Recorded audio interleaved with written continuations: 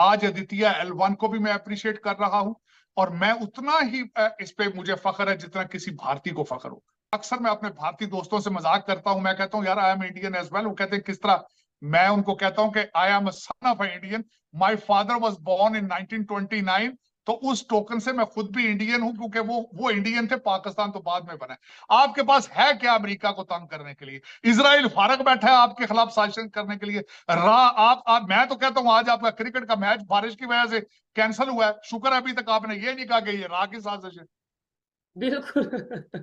India ने एक और बहुत बड़ी कामयाबी हासिल कर ली है। ना रशिया वहां तक पहुंच सका, ना चाइना जहां तक पहुंच सका वहां तक इंडिया ने उड़ान भर ली है। सैल्यूट हमारी तरफ से, मेरी तरफ से ये सैल्यूट, मेरी तरफ से ये सलाम है इंडिया के साइंसदानों को। इंडिया ने अपनी फर्स्ट ऑब्जर्वेशन मिशन जो है वो सूरज की तरफ भेजा है, जिसको कहते हैं ना कि ये हिस्ट्री ऑब्वियसली। अच्छा, मैं आपको मजे की बात बताऊं, जब नरेंद्र मोदी जी साउथ अफ्रीका में थे तो उधर मैंने एक स्टेटमेंट सुनी, उन्होंने कहा जी हम सूरज पे जो है ना वो भेजेंगे, चांद के बाद हमारी नेक्स्ट डेस्टिनेशन सूरज है। मैं क्या, सूरज जैसी कड़ी डेस्टिनेशन हो सकती है?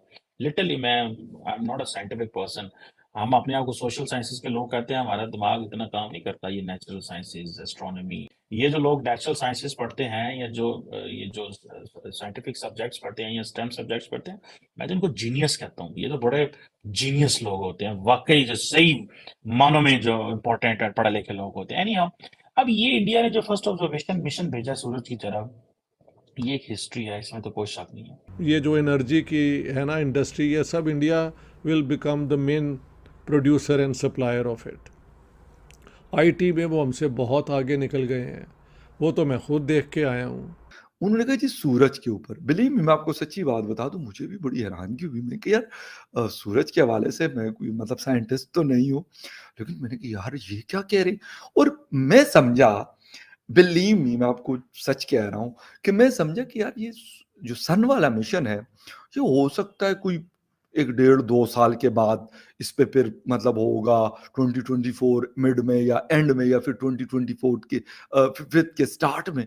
अच्छा, फिर खबरें आई कि नहीं यार वो तो लॉन्च भी हो गया। क्योंकि एशिया में पहला कंट्री इंडिया है और पहली स्पेस एजेंसी इसरो है जिसने ये ऐसा मिशन सन आदित्य L1 के नाम से लॉन्च किया है। मैं सब चंद्रयान पे भी खुश था। मैं चंद्रयान की मैंने वहां पहुंचने को सेलिब्रेट किया, यहाँ पे दोस्तों के साथ बैठ के हमने इसको सेलिब्रेट किया है। आज अदितिया L1 को भी मैं अप्रिशिएट कर रहा हूं और मैं उतना ही इस पे मुझे फख्र है जितना किसी भारतीय को फख्र हो। एक और बात बताता हूं, अक्सर मैं अपने भारतीय दोस्तों से मजाक करता हूं, मैं कहता हूं यार I am Indian as well. वो कहते हैं किस तरह? मैं उनको कहता हूं कि I am a son of Indian, my father was born in 1929।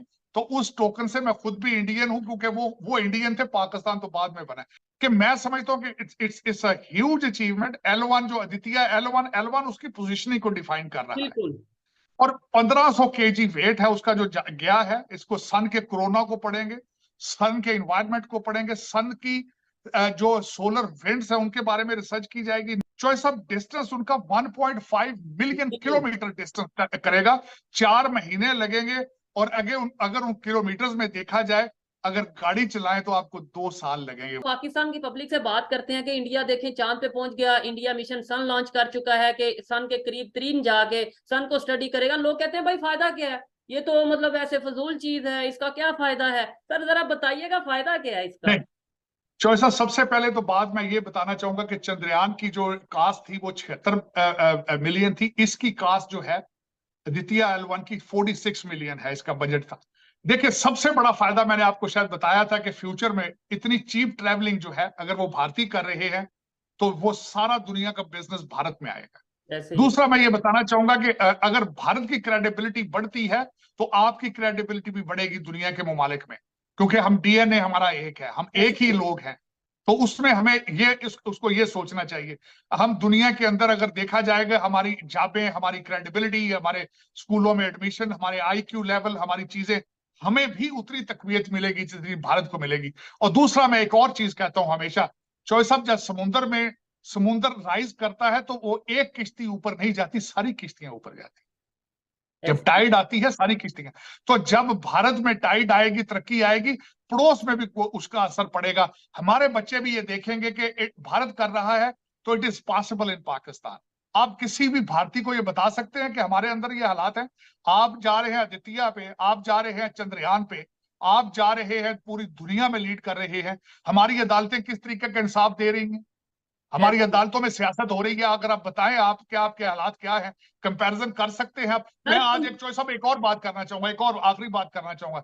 Choice साहब, आपकी करेंसी श्रीलंका से नीचे जा चुकी है। श्रीलंका जब बैंकरप्ट हुआ था वो 320 रुपए का उनका डॉलर था, आपका 326 का हो चुका है। आपने जिस मुल्क के लिए अपना मुल्क तबाह कर दिया है अफगानिस्तान, उनकी करेंसी के हालात ये है, 81 अफगानी का आपका उनका डॉलर मिल रहा है। आपका बॉर्डर की दूसरी साइड पे आपका मजाक उड़ाया जा रहा है। कभी आपने देखा है कि आपकी डायरेक्शन क्या है?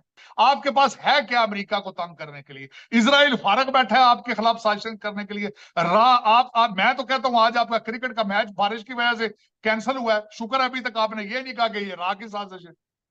बिल्कुल सर यही बात है, मतलब इन चीजों के ऊपर अक्सर बातें होती हैं। इंडिया ने एक और बहुत बड़ी कामयाबी हासिल कर ली है, एक ऐसी कामयाबी जो अभी तक इससे पहले सिर्फ यूरोपियन स्पेस एजेंसी और अमेरिका के हिस्से में आई थी। ना रशिया वहां तक पहुंच सका, ना चाइना जहां तक पहुंच सका, वहां तक इंडिया ने उड़ान भर ली है। इंडिया का सोलर मिशन, सन मिशन, आदित्य L1 आज कामयाबी के साथ लॉन्च कर दिया गया। सैल्यूट हमारी तरफ से, मेरी तरफ से ये सैल्यूट, मेरी तरफ से ये सलाम है इंडिया के साइंसदानों को, इसरो के साइंटिस्टों को, इसरो की उन खवातीन साइंसदानों को जो हमें सफ़े अव्वल में बैठी हुई नज़र आती हैं, हरावल दस्ते में नज़र आती हैं, पहली लाइन में खड़ी हुई नज़र आती हैं और काम करती हुई दिखाई देती हैं। क्योंकि ये जो बॉर्डर से बॉर्डर मिला हुआ है, इसका कोई फ़ायदा नहीं हो रहा। इसका कोई फ़ायदा इसलिए नहीं हो रहा, देखिए फासला तो मतलब 0 और 100 का है अगर देखा जाए इस तरीके से। कहाँ पाकिस्तान 1 पर खड़ा है अभी साइंस और टेक्नोलॉजी के हवाले से, बल्कि अब तो इकोनॉमी पर भी 0.29 जहाँ पर ग्रोथ रेट वो है, इकोनॉमी की उनकी देखिए कहाँ पर जा रही है 7% से ऊपर। और फिर स्पेस और टेक्नोलॉजी में तो अब फासला ऐसा गैप है ये कि जिसको आप पुर कर ही नहीं पाएंगे जब तक आप इंडिया की मदद नहीं लेते, जब तक आप उनकी साइंस और टेक्नोलॉजी से अपना इल्म हासिल नहीं करते, अपने नौजवानों को उनके साथ इंटरेक्ट नहीं करवाते। इंडिया ने यूनिवर्स को फतह करना शुरू कर दिया। वो कहते हैं ना कि वो आया उसने देखा और फतह कर लिया, तो इंडिया ने ये ठान ली है, अब भारत ने ये ठान ली है कि अब इस यूनिवर्स को फतह करना है। तो देखिए पहले साउथ पोल पर पहुंचे वो, और उसके बाद अब वो सूरज पर पहुंच गए हैं। बहुत बड़ा मुल्क है, बहुत बड़ी इकोनॉमी है, 5वीं बड़ी इकोनॉमी इस वक्त परफॉर्म कर रही है और 3rd की तरफ वो अपनी इकोनॉमी को लेके जा रहे हैं। तो यकीनन उनका जो लेवल है वो काफ़ी हाई है।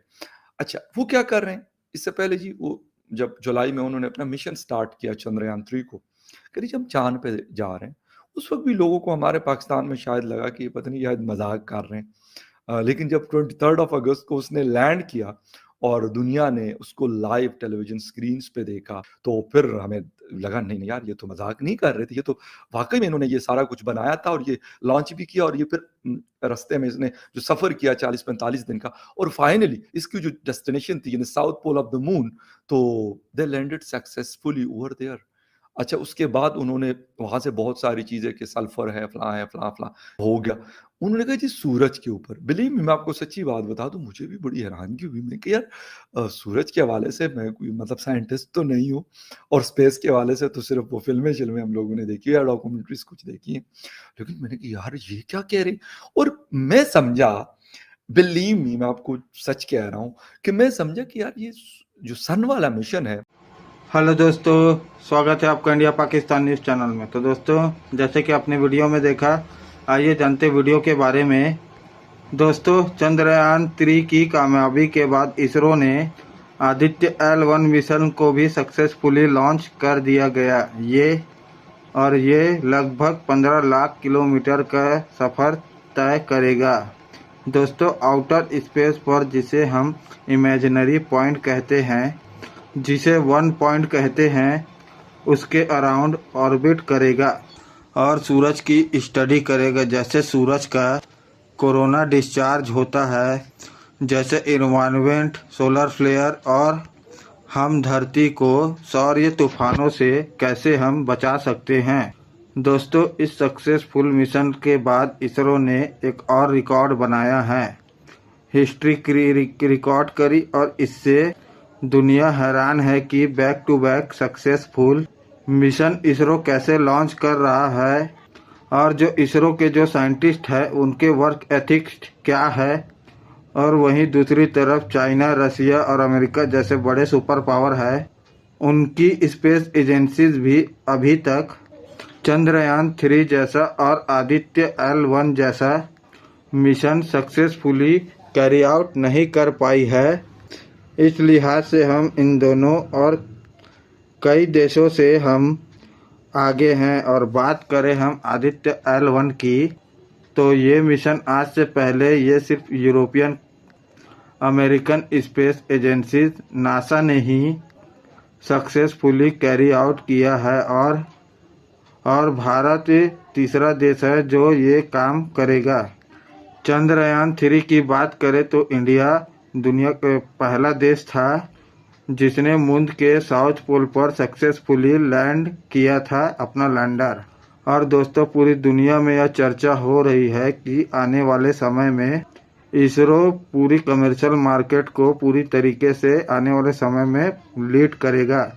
इसरो का जो बजट होता है वह बहुत ही कम बजट का होता है और वह काफ़ी एक्टिव होता है। जैसे कि चंद्रयान 3 को मात्र $75 मिलियन में ही कैरी आउट किया गया, जब आदित्य L1 मिशन को जबकि $45 मिलियन में ही मात्र सक्सेसफुली कैरी आउट किया गया।